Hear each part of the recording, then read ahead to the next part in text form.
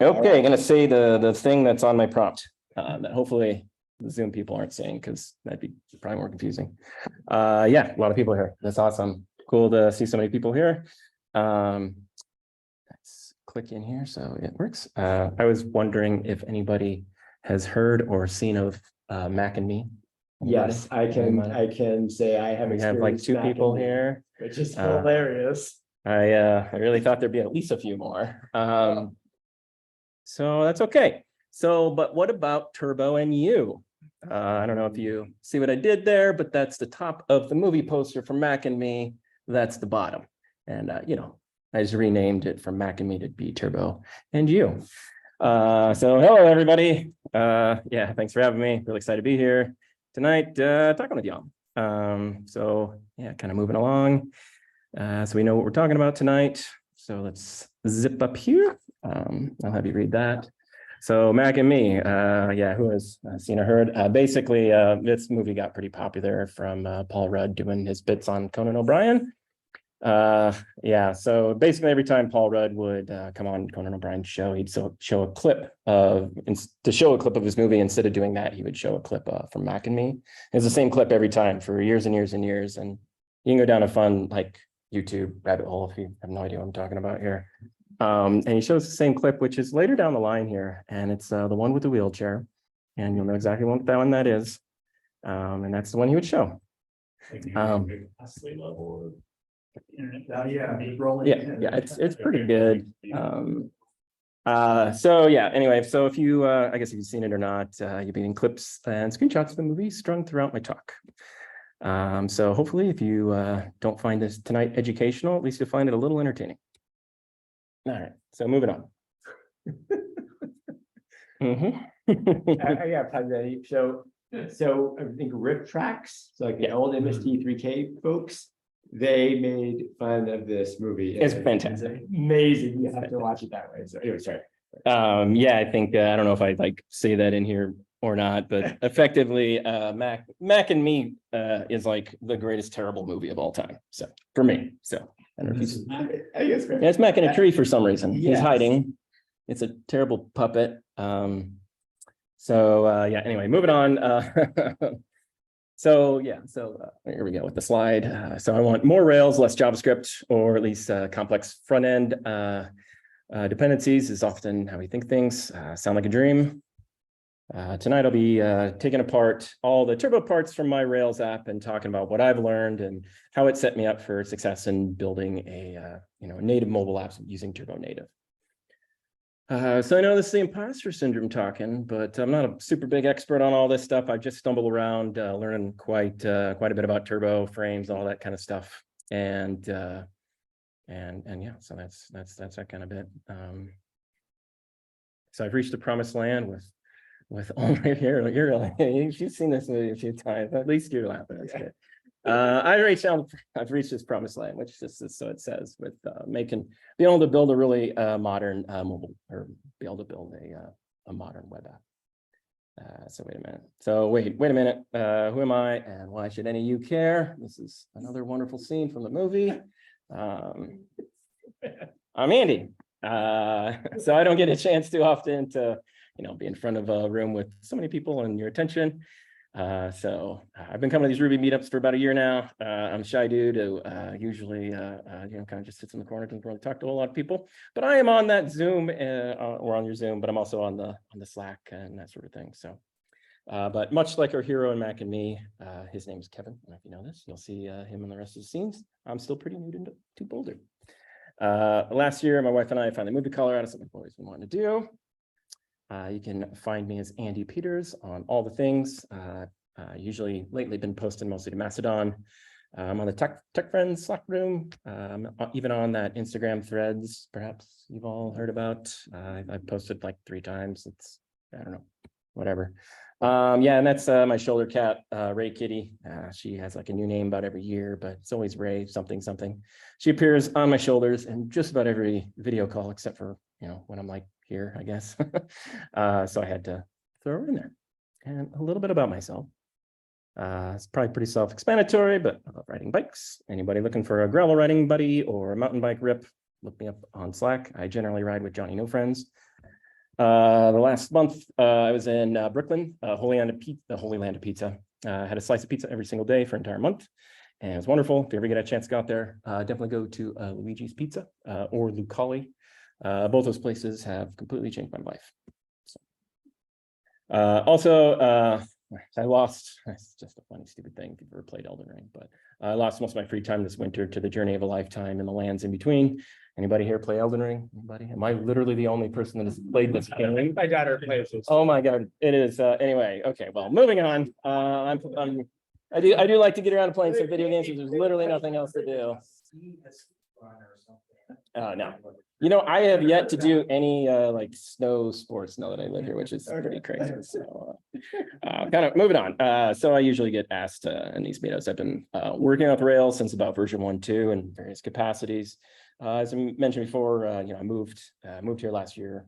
I moved from Omaha, Nebraska. I don't know if anybody's been in Omaha. Anybody? Omaha? Yeah, been through. Most people say that. Omaha's a wonderful town. It's a great community. I was there for about 40 years of my life. I kind of highlighted a couple of little things in this paragraph that I wrote to tell you all, but basically, I think a long time ago, I started this thing called Beer and Code in Omaha, which I can't help but feel like the code and coffee thing.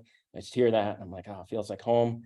But it was just like a happy hour for coders. And at the time in Omaha, that was kind of like a pretty big deal. So it really turned into a larger event and once a year holiday event. And it was pretty cool to be part of you know, at the time, a pretty big community of developers and startup in a smaller area. So I've worked mostly in startups, some successful, otherwise some failed. You know, most of them too small to mention or way out here in Colorado. Probably one worth mentioning though is as an early employee to Flywheel, which was sold to WP Engine. I don't know if anybody's heard of WP Engine. Okay, so yeah, they bought Flywheel a couple years ago. Worth mentioning that it was a very Ruby on Rails and Ruby heavy platform at the time. While I was there, I did a lot of Rails work and was very fortunate to work also on their local product, which was called Local by Flywheel at the time. Now it's called Local by WP Engine, which was, you know, a lot of TypeScript and React I did on the client side when I was doing that. But most of the time I spent building like Rails APIs and stuff like that for the local app to interface with a big infrastructure. So that was pretty cool. Another thing we highlighted in the meetup, I was a mobile developer. Probably the biggest headline there is I worked with 1Password team for a while. I had my own agency for a while in Omaha. You know, I still kind of called myself a freelancer, even though we had a small team of people working on stuff. But those were in the glory days of mobile development. And I'm largely mentioning this stuff now because like this talk does kind of like wrap up to like I'm going to be building native apps using Turbo. So all right. Fast forward, enough about me. What's this app keep talking about? Yep, that's a scene from Mac and Me. We mentioned that in the meetup, but it's called Doorkeep. Basically, when I got over to my house and started to rent a lot, I struggled to contact landlords, property managers at the time. Basically, and then I got to become really good friends with them and getting to know them as well as hundreds and hundreds of other ones. Most of them would buy an extra phone or give out their personal phone number. And either way, be swamped with calls and text messages, which is not good for the renters. So basically, products like Google Voice or RingCentral, which I think a lot of us would know in our world, didn't speak the language of property management. So they just didn't use them, wasn't marketed to them. It didn't have properties, all that kind of stuff. So yeah, I wanted to help them out. And it started as a small project and it kept growing. One thing probably to note, the app actually does quite a bit from the things you'll see in the screenshots I took and the videos and stuff like that later. Mostly just to simplify what you're seeing. So as we mentioned, also it's a bootstrap product. I solo founded and currently working full time on it, building traction, building revenue, things like that. It's exciting. But I also work part-time as independent Rails as like independent contracts come up, and that's been a lot of fun too. So real quick, moving on, it's a Ruby on Rails monolith app. It's pretty modern, pretty up to date. It's a Rails 7 app. I use a lot of stimulus controllers, obviously Turbo, which is what we're talking about today. A lot of Sidekick. It's all Tailwind on the front end. Postgres database, Redis, it's all hosted on Render. So I really wanted to talk at this meetup, but also I was like, what should I talk about? So tonight's talk is 100% inspired by all the meetups I've been to for the last year, kind of here on the Front Range, a lot of Rails developers I met, things of that nature. And I felt like a lot of people were pretty confused by the topics of Turbo and Hotwire, in which, you know, they're kind of one of the same, but, and these are problems I hear a lot. So, you know, problems such as this, documentation could be better. The main website for all things Turbo, Hotwire, It's a good reference, but it's not really good at getting you started with much less taking you beyond getting started. So problem 2, not a lot of examples on the internet for basically all things Turbo. Problem 3, there's a learning curve. Even though it simplifies a lot of the front end legwork, approaches things very much like the Rails ecosystem, Turbo does add an additional level of complexity to your app.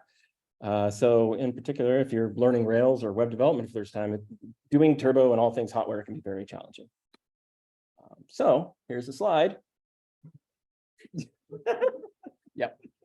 This would basically play every time on a Conan O'Brien show that Paul Rudd was on, and instead of playing the clip for whatever movie he was promoting, you just play this. That's the bit.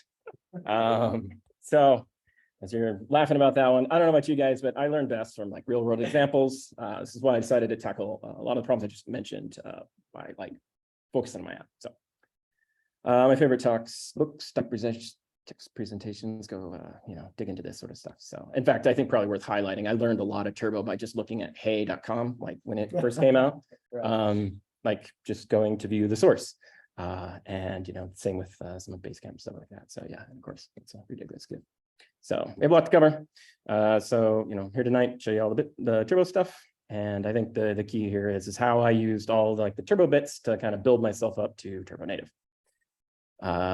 I really wanted this to kind of be a discussion and like a show and tell type of thing. So if you got like, I want to stop for questions, or feel free to raise your hand. I'll try to like do that. I know this probably, I know we want to get out of here at a reasonable time, and it's probably a long talk, and Turbo's huge and there's a lot to talk about. So, okay, real quick. I don't know about you guys, but like a lot of presentations, I like a quick, too long didn't read, or if like you get to like an article, it's like going to take you 10 minutes to read. You want to like read the summary and be like, Okay, so I've got 2 bits for everybody in the room that, if you're going to take away anything, remember these things and go from there. Maybe, tune me out later. So yeah, so I kind of put a lot on that slide, but there's already enough to grasp when it comes to working and understanding kind of like how to submit your HTTP post. But when you start adding, Turbo Stream to the matter, it just becomes more confusing and an additional level of things to debug. So my suggestion is, and kind of like listen to everybody in the room earlier, there's a lot of like maybe folks, coming from boot camps and still learning Rails. I would perhaps really get a good grasp on all the core elements of Rails before you really start adding a lot of Turbo to the mix. That's just a suggestion. I haven't had to learn Rails in a long time, but from the ground up. But knowing the complexities there and kind of seeing how I think folks approach learning it, that would just be my advice. So number 2, if you have Turbo native dreams, make sure your app is responsive from the start. So yeah, that's basically the main point. I use Tailwind, as I mentioned. It makes it very easy. There's plenty of others. You can have your awesome design team pull something together. Bootstrap, Bulma, as far as I know, are very responsive CSS frameworks to help you with all that. So yeah, but I think the key point there also is that you don't need a responsive design to take advantage of Turbo frames and Turbo streams. So it's either way, if your path is to become making a native app using Turbo native, make sure probably just focus most of your time on making a responsive site. So here's a tiny flex from my site, which we're going to be digging into a lot. And this is just like, can your app scale down to that really easily? If you can't, then perhaps take the time. So anyway, moving on. So what is Turbo? I'm going to try to summarize this really quick. I should have asked this earlier. Raise your hand. Anybody actually using it? Definitely. I got some people. Good. That's awesome. I wasn't sure. So I guess the next minute or 2 is probably not for you guys. But so audible confusion. I think I've heard this over the last year. Is it Hotwire? Is it Hotwired? Is it Turbo? Who here can actually can explain what Hotwire is? You've heard this. I'm pulling this together. I promise.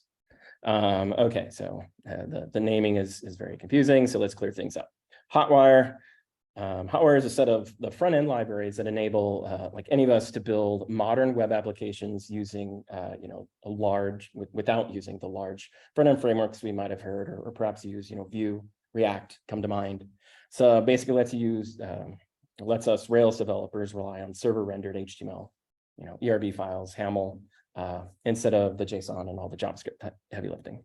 And Hotwire is a clever acronym for HTML over the wire. So Hotwire is sort of the encompassing project or organization for all those things. Again, Hotwired is kind of just the name of the website as far as I can tell. Again, Hotwired. And the entire package of front-end tool sets is called Hotwire. So I'd always thought of I guess what I'm trying to say here is like there's hotwired.dev is the website, you know, and I always was like surprised by that, but I think perhaps what has happened originally was hotwire.dev maybe was taken. I don't really know the story. So if anybody knows like the story about like why it's hotwired.dev instead of hotwire.dev, I would love to hear it. So again, Hotwire is, you know, Turbo, Stimulus, and Strata. That's the package of everything from Hotwire. And I've got a couple little slides to kind of read to you that are direct from the website that I think are really going to help pull that together. Everybody here has probably heard of Stimulus by now. It's, you know, been around in the Ruby on Rails ecosystem. It's under the Hotwire package of things now, and I believe it was welcomed with version 3.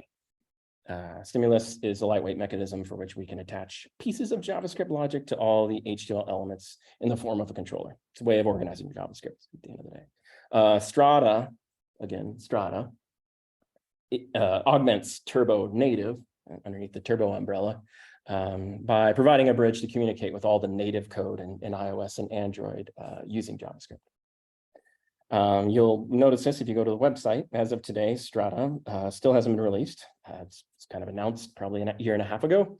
It's been coming soon for a long time. I don't really know much beyond that. Hopefully it'll come out soon, and hopefully it'll make things easier and be awesome. But today, for the purposes of everything, that kind of just summarizes Hotwire. I hope that, you know, summarizes the 3 components that make up Hotwire, or at least the other 2 we're not talking about, I should say. And today we're focused on Turbo. So, okay, so underneath Turbo, there is Turbo Drive. And I got a pretty good slide to go with Turbo Drive. This is actually cut from the movie. You got Mac, just driving that. Anyway, yes, yeah, I could watch that one a couple times. So Turbo Drive from the Hotwire website is this, and I think this is important to know. It's Turbo Drive is a part of Turbo that enhances page level navigation. It watches for all your clicks and your form submissions. It performs in the background and updates the page without doing a full page reload. It's the evolution of what you might have known as Turbo Links. So moving on, the other part of Turbo is Turbo Frames. And again, I'm going to kind of remain, that's another scene from the movie. So Turbo Frames allows predefined parts of a page to be updated upon request. Any links and forms inside the frame are captured, and the frame contents automatically updated after receiving response. So regardless of whether the server provides a full document or a fragment of an updated version of the requested frame, only that particular frame will be extracted and placed on the page. It's kind of some magic. So I'll be spending a great deal of time here in a second on frames. So Turbo Streams is the other part underneath Turbo. And I don't really like the way it's like written on the Hotwire site, so I'm just going to kind of try to summarize it for you as best I can. Turbo Streams lets us perform a series of CRUD actions on specific DOM elements in our app, like using a tag. As soon as a tag is added to the document, your template, Turbo will execute and it will perform the DOM alteration that has been defined. These tags can be delivered in a variety of methods, such as HTTP response or most commonly WebSockets. So Turbo Native, kind of the last bit of what makes up what Turbo even is. Turbo consists of native libraries for iOS and Android that utilize Turbo on mobile. It uses a native web view through different views within the native navigation. This way, native components like a tab bar native to Android or native to iOS can be used, but the same HTML views can be used. The same HTML views used on the web can be leveraged to display the content in the app. So the page navigation is driven by Turbo, and so that's very important. And the same web view instance is reused across different native screens, so the performance seems pretty good. Also awesome because where web view just like isn't enough, Turbo Native you can kind of escape and get out of there and display a fully native screen, built with the iOS SDK or the Android SDK. So I personally have started the Turbo Native experience with Doorkeep, and I've been learning a lot, and we'll wrap a lot of that up here in a second. So just a couple little Turbo setup notes for you. That's Turbo Gym. Good. It's automatically configured in your Rails app by default. Yeah, you can shut it off if you like. Provides all the Rails helper methods to make sure all the Turbo frame and stream actions is Ruby code. I will also say the best documentation is in the source right here on GitHub. And I learned the most from it. Here's a great screenshot of it from literally today. I don't know, this has been really helpful. I also use RubyMine. I don't know if anybody here uses RubyMine, and I know other tools can do this, but RubyMine makes it really easy to just like click the tag, goes to, you know, this version right in your editor. And I don't know, I find myself referencing this still quite a bit. I wanted to make sure people were aware of this. If you happen to be coming across any sort of like older examples or something like that, Hotwire Rails, don't use it. Switch it over to Turbo Rails. That's been deprecated. I think there's some old tutorials out there that if you do happen to stumble across it, might still use this. Just doing a little bit of name dropping here. And some shout outs, people I've actually never met, but have been following their code on GitHub or on Twitter or Mastodon or like whatever. And I've learned a lot from them. I recommend maybe follow them if you want to learn more about Turbo stuff. Here's some websites. And of course, I'll make sure this is all on the Slack. But these websites is also how I learned quite a bit about Turbo as well. And I really thought, it's kind of funny, I created this slide and I had literally one gem for you. It's called Hotwire Live Reload. It's awesome. It really helps the development side of things. I recommend it, but I just thought there was going to be more. So that's it. So I got it. Okay, so Turbo Drive. Remember, the summary on Turbo Drive from a few minutes ago. So let's dive in. Front end magic. Perhaps a lot of the front end magic is already covered in Turbo Links discussions. I don't know. Let's move on. I think it just want to highlight that I think Turbo Drive, there isn't a whole lot that I had to do with it other than kind of understand what it's doing on the front end. But I wanted to call this section out because when it comes to using anything within your Rails app, it's really easy to perhaps miss this. So Turbo Drive has a lot of features and options listed in the documentation. Remember, when you're in your Rails app, you are using the Turbo Rails gem in your templates. I wanted to point out that you'll possibly see, data foo bar, and you in your link to can always do data : that and then do the underscore to reference that. And this is just a made up thing. You'll see a lot of data, options that you'll have available to you in Turbo Drive. So quick reference though, data turbo confirm, if you want like just a simple little JavaScript confirmation dialog, that's effectively how you do it. And that's all, like you're telling Turbo, this is what you're doing. So yeah, moving on. You want to make sure all your assets reload. I think by default, your Rails app will be configured this way, but I want to call this out. Okay, so let's move on to Turbo Frames. This, I don't know if anybody has any questions before I go into like a whole bunch of decomposing my app here. So I'm going to spend a good chunk of the time on Turbo Frames. Again, Turbo Frames, simple, powerful. It's really helped me break apart pretty complex interfaces with no additional JavaScript complexity. And that's really awesome. It's sped up a lot of load times. It's made development quicker for me. And it's also set me up for success with Turbo Native. Yeah, so I thought I'd share my thought process on like doing stuff with Turbo Frames. Generally speaking, how I approach decomposing Doorkeep from a large single page app that had a lot going on was kind of just like working on one frame at a time. And like for me, that was like one sort of nested form at a time and working my way out. So if perhaps you're coming at like a legacy app, perhaps you can think of it that way. So here's some code. So this is the Turbo frame tag. You can see a handful of examples from this. Basically, as long as you're using the Turbo frame tag when we first render the page. Sorry, yeah, and that doesn't make sense. I don't know why I wrote that. Let me move on. I have a nice script that I thought I had really thought through, but anyway, here we go. Okay, so moving on to my app, we're going to talk about Turbo Frames. So this is the Doorkeep inbox layout. I have some silly sample data loosely based on Save of the Bell with a bunch of random generated users, the contacts, things of that nature, thanks to the Faker gem, and some random conversations. So let's talk about how the app is currently divided into Turbo Frames. So there's a slide there. Okay, so I have 4 core frames that divide up the application that you see up there. The application frame encompasses the entire app. This wasn't really needed until I started to add the notifications frame. The notifications frame or pop-up style notifications, you're probably pretty familiar with and seen. A lot of ways to handle that in an app. For example, the notification to answer a phone call or conversation was closed. People need to know about that. So that's what the notification frame is for. It's dedicated there. The main frame is everything kind of off to the right in the screen here. This is the main frame. And you'll see I'll break all that apart here in a second. So that's where basically user spends most of their time. Secondary frame is the secondary navigation. So depending where you are, context of the app, that has to change. So another set of subframes that I think are really important to mention are inside the inbox view will be under the main frame. It breaks down in a bit. I'll break it all down in a bit and show you how all those work. Let's start by taking the application frame. See, so take that whole big box. Large application frame, because there's two parallel subframes, the main and the notifications frames, both kind of run in parallel. Main frame is what we're looking at. I mentioned before, blah, blah, blah. Yeah, put a little bit extra too much in there. Again, here are the frame. Here's the screenshot. As you can see, there's a notification alerting us, that we're in offline development mode and that there's no phone calls. For what it's worth, this was triggered via stimulus, actually. Of course, there's a notification that could perhaps be displayed here.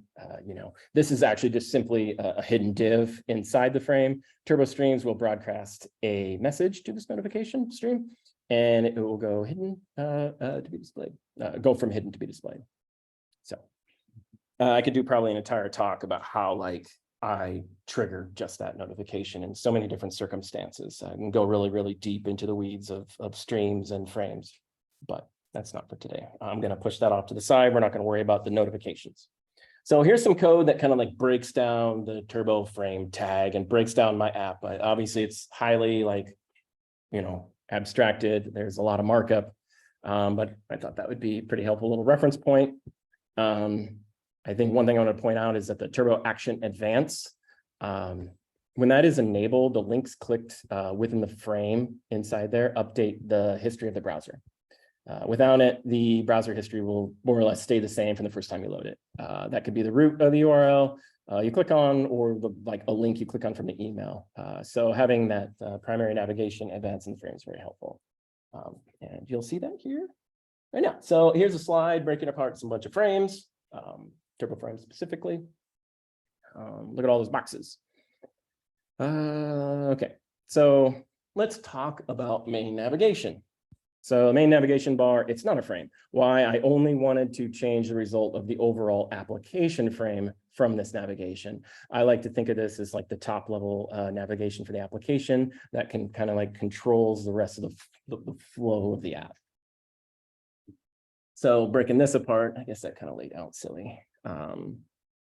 But by default, the navigation within a frame will target just that frame. So using the target tag here, I can drive another named frame by setting the target by the target's ID.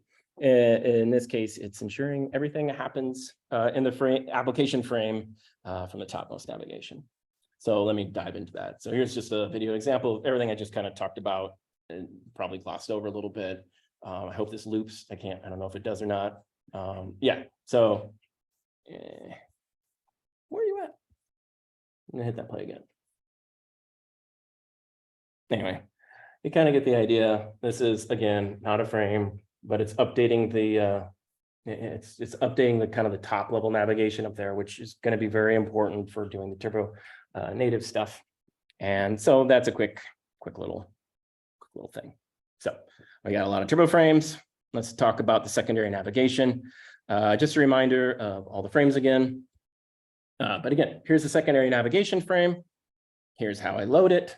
Again, using the turbo frame tag secondary, that's the ID, that's the name of it. And I use source, which calls this path in particular. And what's great about doing it that way is it's lazily loaded. So the way when the app loads and kind of just send off a separate request to load that view. So again, this thing is its own controller, its own template, multiple templates in specific to the inbox. And it has a lot of things kind of going on here. And it's important, again, to remember that it's lazily loaded in the first time because of the source attribute. So yeah, I mean, there's like button drop downs, filters, all that kind of stuff, and there'll be more things added later. So this is what it looks like if you just like go to it directly instead of back on the frames. The extra space was just there for styling purposes. It's nothing to do with the actual frame itself. Basically, this is really cool because this really sets me up for some pretty good success with Turbo Native later, since everything's route-based. Here's a quick little view of what it looks like in the inspector. Cool. Okay. Notice in the inspector where the source attribute changes. I think this does like a little loopity-doo. I think that's pretty cool. It hits the route that only one job design is to refresh this list. Frame encapsulates all the loading, does everything all right here, which again, I can take it outside of the app and just work on this little thing too. So that's pretty neat. Thinking about the mobile app, Turbo Native opens up a lot of options there. So, okay. So now I'm moving on. I know I'm moving pretty fast here because there's a lot of things with Turbo Frames. I guess maybe you want to take a second. Does anybody have like a question, like specific about Turbo Frames? I think I know there's probably a lot of like, we're learning about Turbo here, folks, but has anybody done stuff with Turbo Frames that have a question? I want to ask. Yeah. Okay. Pretty easy to break stuff. And and there's actually one thing that I want to mention about what happens when you do break stuff with Turbo Frames. But we'll get to that here in a second. So what happens also in frames, you want to like communicate to another frame. How do you do that? So in the case of the secondary frame, I was mentioning before, is that, you know, I want to be able to click the secondary nav to update the main frame. Mainframe, so that kind of like a mainframe. So here's like a view of how that works. This is a little GIF.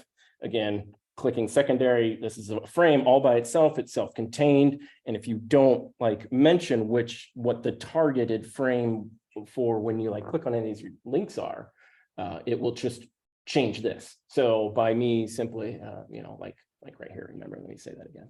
So remember how I say target main, that's how this being changed works.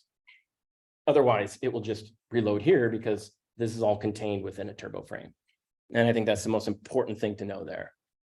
And I think another thing to know as we kind of move on from the markup of that thing running is that this whole, everything here is also its own frame, meaning it's its own content. I can access it directly and only look at this ever, which gives me a whole new set of control.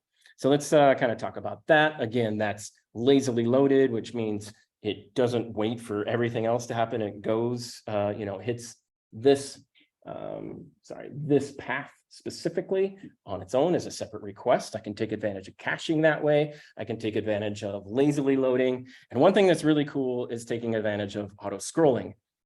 I don't know if this thing really showed it or shows it really well because I kind of like made it smaller. But when you click on stuff, it actually like scrolls all the way down automatically, like that one does. So, and that's powered by auto scroll. So I think another thing to highlight here is when you have the loading, you can basically have a blank div that you can be a spinner or something perhaps, and you know, it'll swap it out and do some magic for you there. How would you specify that be a div? Wow, that's weird. What's that? How would you specify the loading to be a div? So basically, once it loads, you have to like do stuff with it and it will go away. Typically what I just do is have that spinner. So it like does that until the request comes in complete. So this is the request, it's waiting to be completed. When that's completed, it'll swap it out. Yeah, but how does it know to show the loading? Oh, it'll do that first. It'll pull that up first for you. But how does it know that? Oh, What's the load spinner? no, that's a good question. Like, Well, it would be, I guess for me, it's usually like a div that's enabled first, where the rest of it overrides it. This kind of did a weird layout thing for me. That's weird. Okay, well, I don't know what's happening here. I have to reset this. Sorry.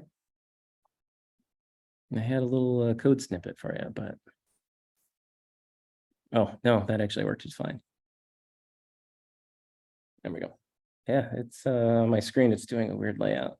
You don't see this, but no, that's funny. I like it. Okay, so yeah, that skipped way ahead is what happened there. Do you turbo, bro? Do you even turbo? One frame to another. Sorry, man, I didn't feel bad about that. I don't know why this is rendering weird. So that's what happens when you use something new, I guess.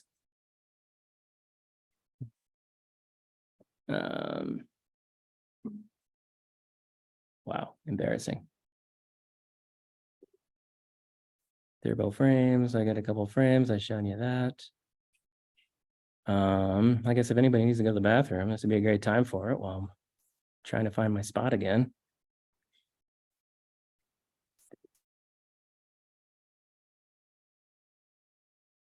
Okay, let's just do these quick tips and see if it works.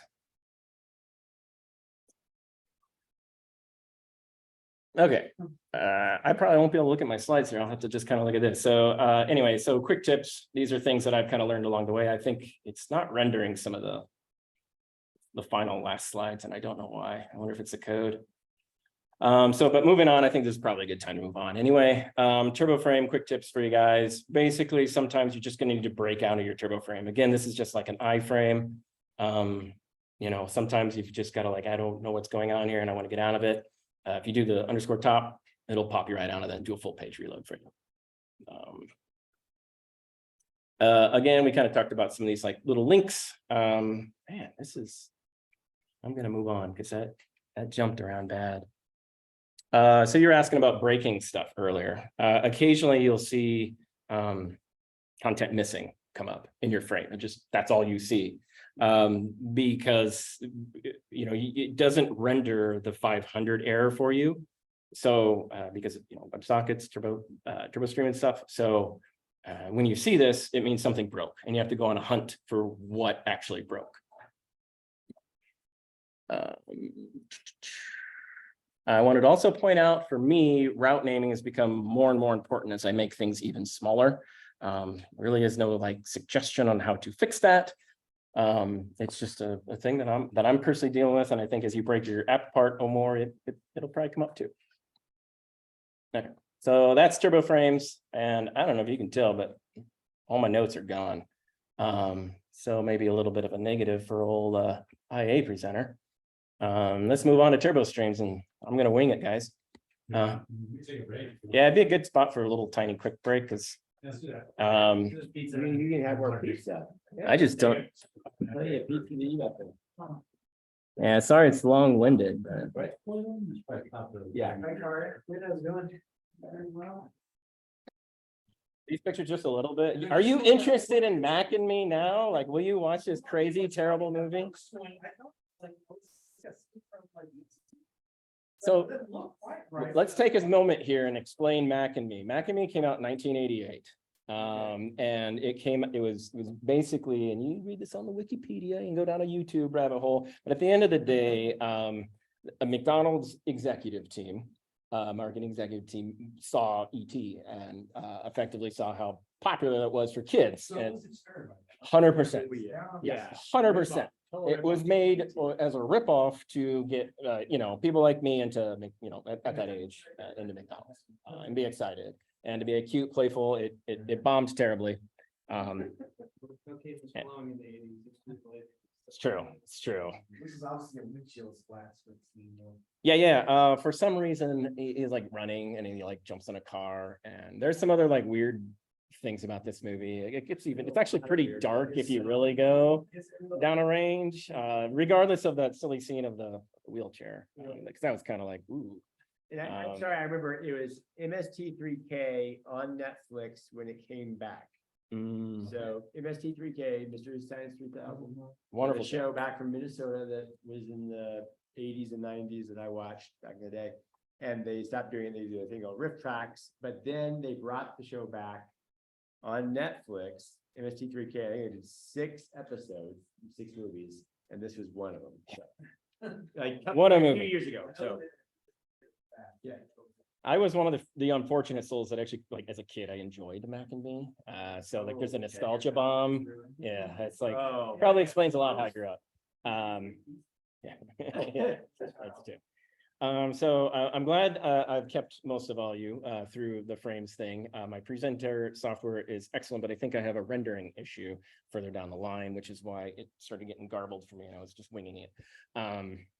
So I think, talking about turbo frames as being a part of turbo, I think if you take anything from that besides a couple of those earlier slides and you start looking at a new app or something you're working on, as a legacy app at a new job or any of that kind of stuff, just think about taking what decomposing means and taking chunks of your interface and putting it and applying it to what turbo frames can do.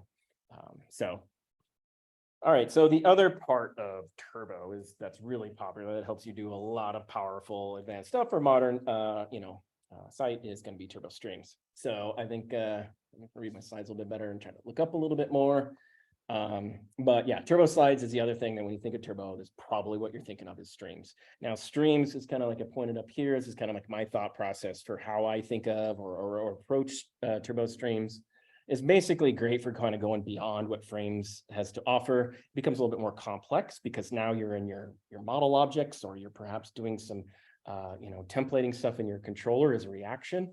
And turbo streams, again, what it allows you to do is send templates kind of up the wire, up a WebSocket to update particular parts inside your DOM.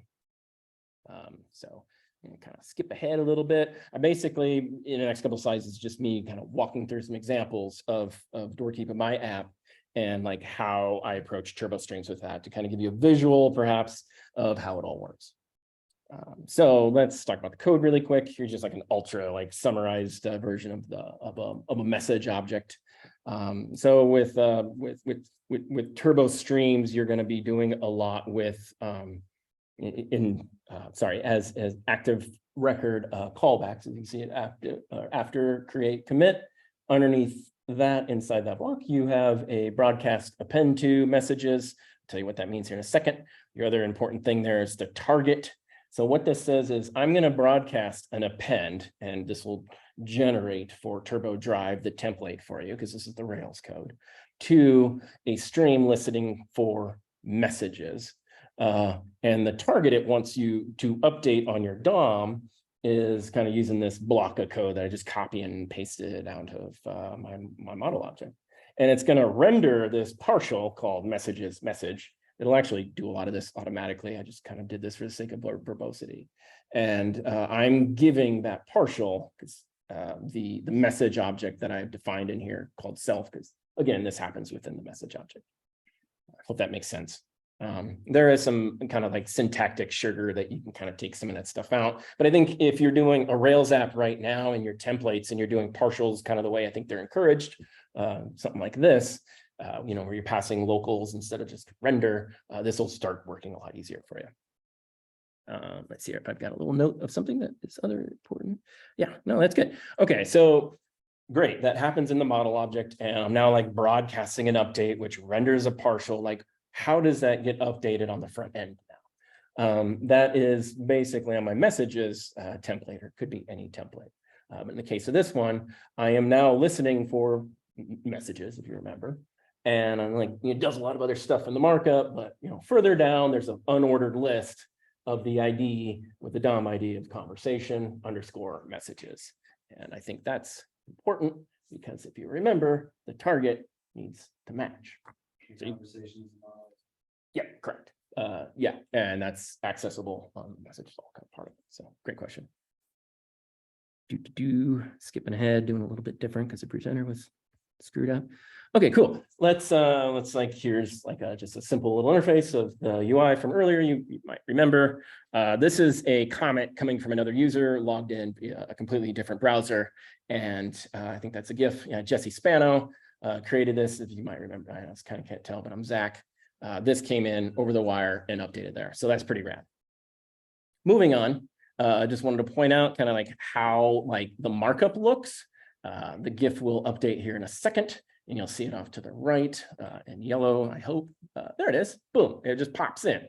And like that, that's the magic of streams. And yeah, so there you go. If you want to see it working on the network, I think this is also really important. Focus your attention on this. The GIF will catch up. You'll see it kind of down there. I click in. Yeah, I don't know if you've ever gone to this view within the WebSockets, but you can see the message is the actual template that was rendered to tell Turbo Drive to now plop this content right there. Like that's the whole thing. You can see there's like some markup in there, some other probably dumb crap. But that is it doing the append, which appends to the bottom there. Okay, so really fast. If you can add, if you can append, you can definitely update and remove fairly simply. Zooming into the code really quick. This again would be in your message object. After update commit, you would then want to replace via messages. Here's the target basically saying this would be the target it's going for. Here's the partial to do the update for and pass on the message object itself. I don't know why that got kicked over there. That was probably my fault. And then of course it just broadcasts to remove. This is kind of demonstrating some of the syntactic sugar because I'm just like broadcasting to update to remove the message from the DOM if that comment was deleted. And I do allow deleting of comments, but you can't delete messages in the app. So that's a different story. Yeah, and then like here, it's all the same code. Like this is just further down. Remember the list item is there, and what it's looking at is this ID to now like, oh, okay, I found it, and it'll just delete that off the stack. I didn't actually put those videos in there because we've kind of already seen them and we're running late. So let me give you a couple Turbo Stream tips. So that's kind of like Turbo Streams in general. You're broadcasting from either a model object or you're broadcasting from perhaps other places you get from a job and controllers. But real quick, I'm going to skip this one here, but what you need is you definitely need a Redis server to help manage this sort of thing. Moving on to the next slide, I would perhaps consider multiple. And the reason I have two at the end of the day is because two Redis servers is because I do a lot of Sidekick jobs, and I also do Rails caching. So you don't want to max out your Redis, doing all the caching, and the jobs don't keep going. So that's kind of the point there. Yeah, that's just like whatever. So again, you'll be doing a lot with active record commit callbacks. I think the point I wanted to come up with here is that I think it's largely recommended in a lot of documentation, but in case you go to start taking a look at this, is you want to make sure you use the one with the underscore commit at the end. You want to make sure that the data has been committed and it's been done before you send it up the wire. You will become very familiar with the DOM ID object. And I think what happens very easily with Turbo Streams, the more you dive into it, is you'll often go into analysis paralysis. I do this of like, do you do the broadcasts from your model object all the time? Do you do them from controllers? And why pick one over the other?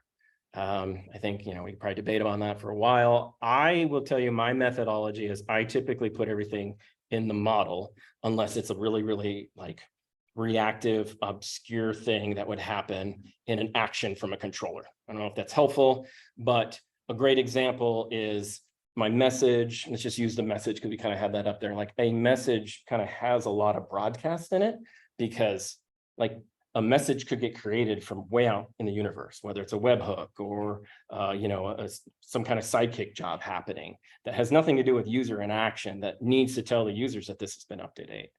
Just as an example. Whereas, I guess I don't have a good slide for this one here, but you saw the interface. It's there's we got the navigation off to the left. If I want to have a little blue dot to indicate your the icon needs to be up to date, and there's like, hey, you've got messages to be read. Like I can update that little guy there, and I will often do that from like a little controller. So just kind of coming off of the end there on that one. So whether you would do that one or that one. And then, yeah, this was kind of weird for me, and I don't know why it was, but it just was. But like thinking of like having a template for create and delete and like update, I spelled that wrong. But the methods that typically have like a redirect or a show or something like that method and that mentality in Turbo just didn't come natural. And this, these, I don't know if you can tell, but this is Turbo Stream. Like you can write a template that does all the broadcast after a controller action. And that's what this is. And so it's just kind of a weird thing to keep in mind. So, yeah, go ahead. So if you're going to say, hey, there's a webhook that happens to create a message. Like Yeah, contact it. great example. And then, so if you want to have separation of concerns from your model, and so you have controllers, and then like, is there some sort of like top level pipeline that you drop that into, like a message bus? Like how I you're don't, saying you always at scale, I don't need that right Yeah. now. But that could be an issue. That's what I'm wondering. Yeah. And like what would happen on the in-between, messaging service, that kind of thing. Maybe perhaps I'd abstract this from the monolith and have a separate like service over here that just accepts webhooks and then like communicates under here, Yeah.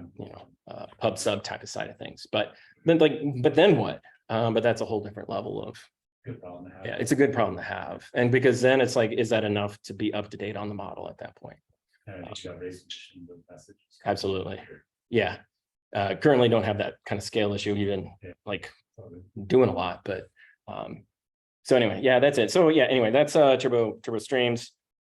Basically, I want to just kind of like quick summary is that by doing all the stuff I'm doing with turbo frames and turbo streams, I am now kind of like at the point where I'm building native applications on iOS and Android for this particular app that will have mostly a native experience. And I think given, I was talking about this before, is like, I'm like one guy on this product, one developer, I should, and so like, being able to like build a big web app and then also a couple native apps that kind of like all comes from a fairly central code base is very ideal right now. So like, this has been really helpful. And so, yeah, at the moment, I have the iOS and the Android app projects started and some of the general navigation and kind of some of the authentication and like starting to get a feel for how this is going to start working and looking, starting to make decisions about like what makes more sense to be the native experience versus what will be fine in, a web experience. And this great slide, but I don't even know what I was trying to say on that one, but it's like the end of the movie. And so it's the end of the slides. And I don't know if you guys remember, since you're the only one who's seen this movie, is that big spoiler is that the movie ends with this and they say, we'll be back. It bombs hard. And everybody's like sees through, they're like, this is a weird commercial movie, like it's a commercial that's a movie. And it's anyway, and so like, yeah, it bombed and they canceled the sequel. It never happened. So, but I would ask that perhaps, even though I bombed a bit here, that yeah, me back, and I'd like to show you how I did the turbo native side of things and any other little details about turbo frames. And if anybody has any questions about turbo in general, whether it's on the deep end, like I just went and threw you all into, or if you're like just like starting to learn about it, please hit me up on Slack or any of the other like channels. I'd love to talk more about it. I know you're possibly going to look at some frame stuff, so please hit me up. You're talking me out of it. Actually. Okay, that's It's gonna be too much. it's you want to do the view stuff, so that would make sense. But I want to use both. I don't know how you do them both. Yeah. I don't know how you do them both. Mostly because I just don't know how you do them, like actually. Just don't get it. So yeah, you guys have any questions, please say it. Bring it up now. Sorry, it's a little bit of a rocky talk and a bit of a deep dive for a lot of the folks still figuring this stuff out, but that's how I talk. And too is that if it goes over your head, there's actually sticks, comes out later. Like, wait, I can reach for that. And as we sort of like zoom out from that deep dive, like two things, like number one, like from the content, and maybe you mentioned this earlier, from the content of those images and GIFs of the movie, I have no idea what the plot of that movie was. Just think ET with McDonald's Skittles. and Skittles. And Yeah, I mean, and more silly and more dumb. I think ET, think of ET plot and then loosely-ish. And then the second thing is. Good point. Appreciate it. I love it. Yeah, like regarding turbo streams, like sort of like at a higher level. So this is, part of the Hotwire family. Mhm. And it's only available when we're at 7. Yeah. So that means that you weren't using this before Rails 7. I guess that's true. So you have some sort of idea of like what this is replacing. Oh, good question. So it allowed me to delete a lot of JavaScript. I had a lot of like, it largely had like a lot of custom Ajax calls.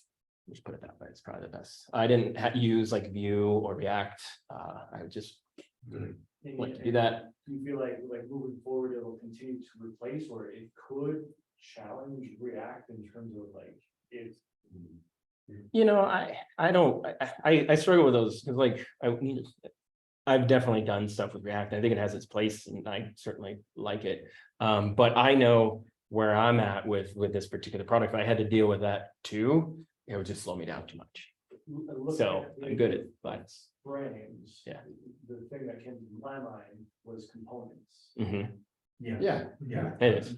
It largely, yeah, no, you're right. In specifically like Joel with the view components, like there's some elements that I'm like moving from a lot of partials and a lot of individual like I guess reuse some shared partials to be like more component based. So I don't know if that's like what you're asking, but that's a good part of it. I think you could probably think of some of them as components, but I think like using with the inbox view where you had a secondary navigation, I've kind of like spent some time trying to talk about what that work is and how that works. Like I wouldn't think of that whole frame as a component. Like I would think of a couple of the pieces inside that frame as a component, but that's the way I think of a component. I think of the list item as a component. I think of the dropdown as a component. I think of those buttons and like how they're responsive as components.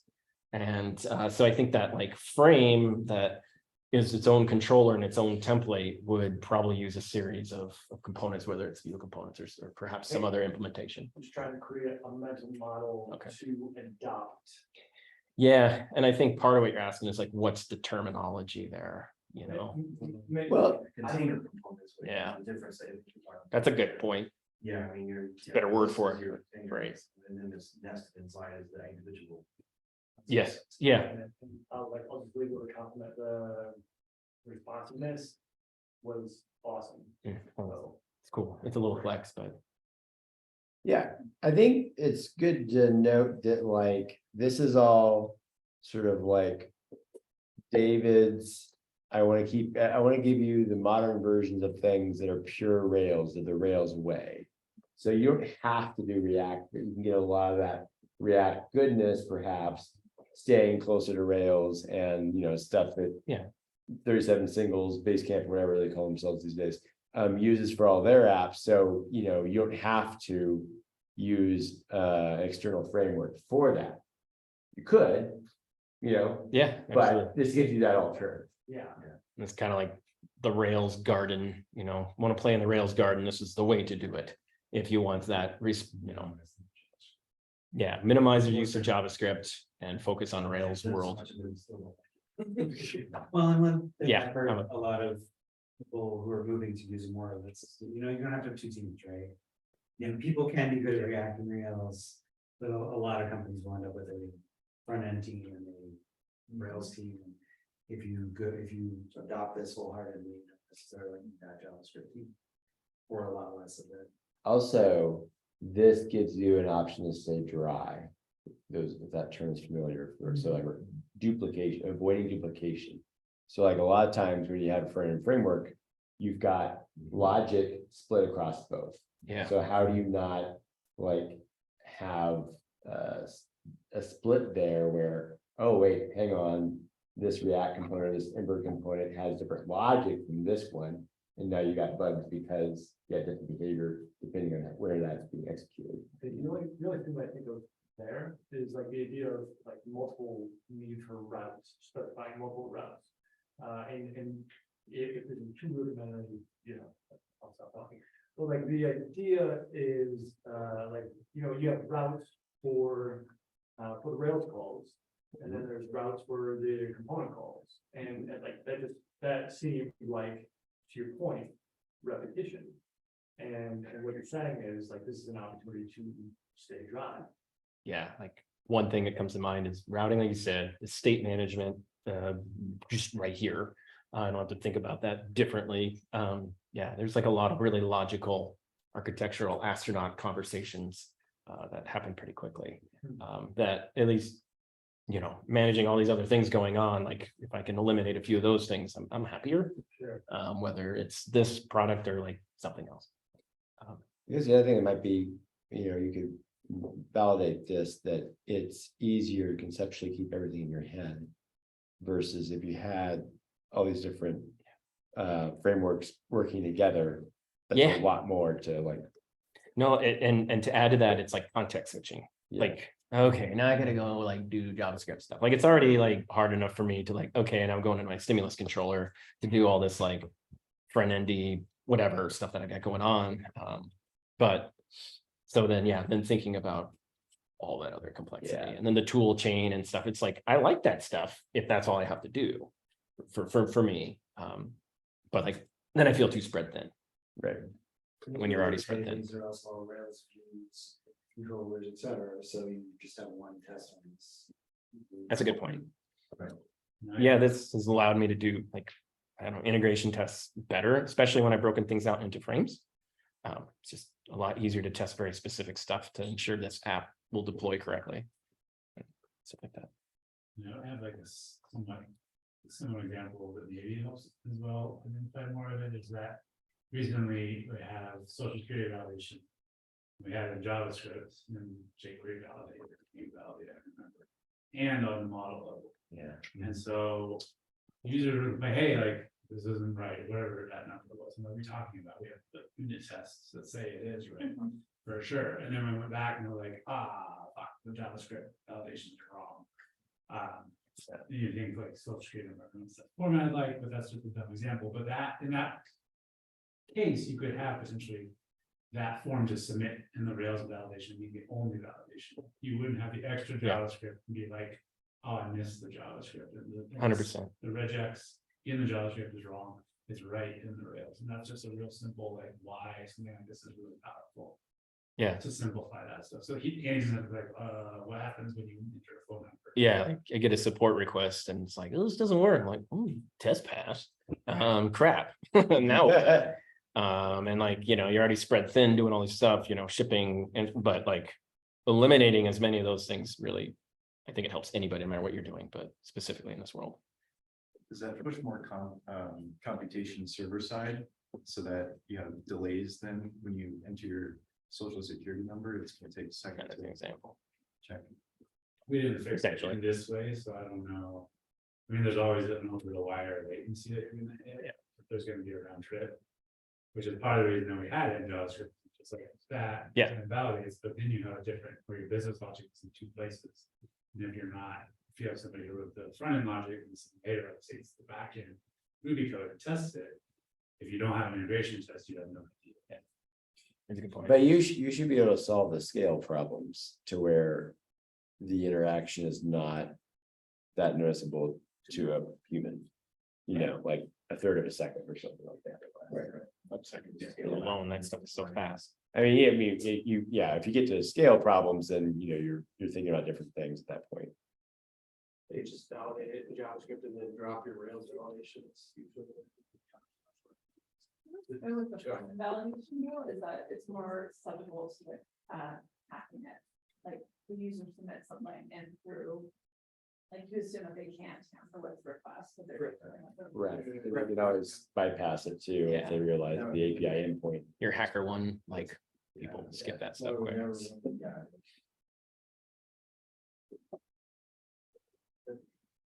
Did you start from scratch or did you use something? What do you mean? Like a SaaS, Like Bullet or something. like. Oh, yeah, I know what you're talking about. I mean, I know Bullet, but like like those screenshots or whatever that I had, like that is, it's probably it's like second, third version of it. The first was like, I think I hate saying MVP anymore. It's just lost all fucking meaning. But it's like, it was an MVP, barely worked. Nobody wanted to use it. It was really all about text messages. And then the second one is where I truly learned Tailwind. And I kind of call this 2 or maybe 3, just because it's like the front end is so much easier and I've got all that turbo in there. But yeah, I mean, How long did it take you from, when did you start writing code on it to today? How much time is that? That's a good question. I mean, it started kind of during pandemic times as a side project. I just did whatever. Largely people were struggling with managing their text messages coming back and forth. Sure. So, and then that grew into, and like the version it is now is, full featured phone system and all this other stuff. But yeah, I mean, basically since step then, 3 yeah, years, 1 step get out, 3 yeah, years, 3 years. right? Yeah. I'd say like pretty well, like development wise, full time last year. I spent a significant amount of time this winter, like redoing stuff. So like phone stuff was good. While on your winter trip. And then also I played Elden Ring. Yeah. Hard time. Played Elden Ring. More time. Yeah, I really thought somebody would have played that, or like, yeah, their kid or something. Well, my daughter I plays was it. trying to think of unique things to share, interview questions. What's a unique thing, Andy? Like, I don't know. Video games? Some of those. Yeah, if you want to lose 200 hours, Exactly. absolutely play that game. It was wonderful. I'm gonna stop. Yeah, you hit that stop. Yeah.